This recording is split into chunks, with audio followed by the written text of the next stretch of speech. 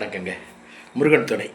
அதை வந்துங்க, ஒரு நாம் படித்து ஒரு பண்பான ஆளாக இருக்க ஒரு உத்தியோகம் கிடைக்குதுங்க. என்னங்க படிக்க வரையிலும் கஷ்டப்பட்டு படிக்க வைக்கிறீங்க, ஃபீஸு கட்டக்கூட வழி இல்லை, எப்படியோ தத்தி குத்தி ஆஃபீஸர் ஆயிடுறீங்க இல்லைங்களா? பெண்ணாக இருந்தாலும் சரி, ஜென்ஸாக இருந்தாலும் சரி. அப்போ அந்த படிப்புக்கு தகுந்த மாதிரி ஒரு ஜென்டிலாக நடந்துக்கணுங்கன்னு சொல்ல வரேன். ஆனஸ்ட்டாக நடந்துக்கணும், ஆனஸ்ட்டாக நடந்துக்கணும், சீப்பாக நடந்துக்கூடாது.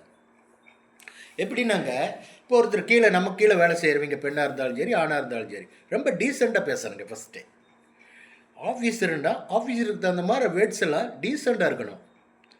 இப்போ ஒரு ஒரு பெண்மணி மேலே வந்து ஒருத்தர் கம்ப்ளைண்ட் பண்ணுறாங்க, வேலை செய்கிறது இல்லைங்க அப்படிங்க இப்படிங்கன்ட்டு இல்லைங்களா? வேலை செய்யாமல் நீங்கள் ஒரு ஆஃபீஸராக இருந்துட்டு இப்போ தான் ஆஃபீஸர் அங்கே ஆகிருக்கிறீங்க இல்லைங்களா? அவங்க 25 இயர்ஸ் அங்கே இருக்காங்க, வேலை பார்த்துட்ருக்காங்க. எத்தனை ஆஃபீஸர் பார்த்துருப்பாங்க இல்லைங்களா?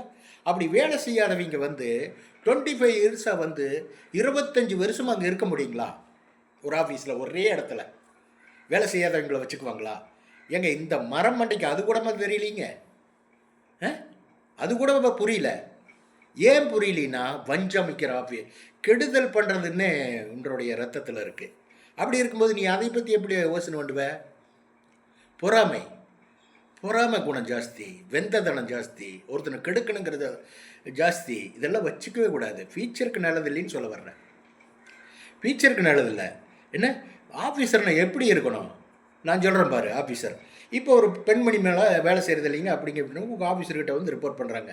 அவங்கள கூப்பிடுறீங்க, அவங்கள கூப்பிடுங்க, வாங்க உங்கள் மேலே என்னங்க இவங்க இந்த மாதிரி கம்ப்ளைண்ட் பண்ணிகிட்டு இருக்காங்க, என்ன ஏதுன்னு கொஞ்சம் பாருங்கள்.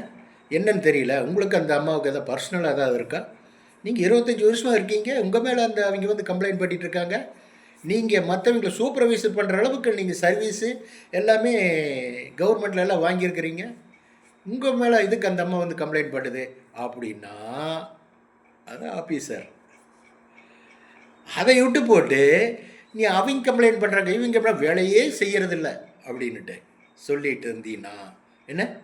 உனக்கு வீட்டில் இருக்குது பிரச்சனை, வீட்டிலேருந்தே பிரச்சனையோடு வர்ற, மேற்கொண்டு பிரச்சனை வராமல் இருந்தால் டீசெண்டாக நடந்துக்கன்னு சொல்ல வர்றேன். என்ன டீசெண்டாக நடந்துக்க அப்படின்னு ஒரு அட்வைஸ் பண்ணுறேன், அவ்வளோதான். That's all.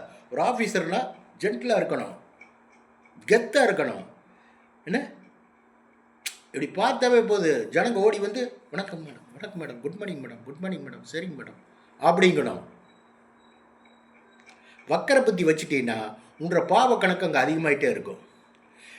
ரிட்டைல் லைஃப் வந்து ரொம்ப மோசமாக போயிடும். உனக்கு எச்சரிக்கை பண்ணுறேன், சொல்லி கொடுக்குறேன், அவ்வளோதான். பார்த்துக்க. ஓகே, நம்பர் சொல்லிட்டா? ஓகே, பாய்.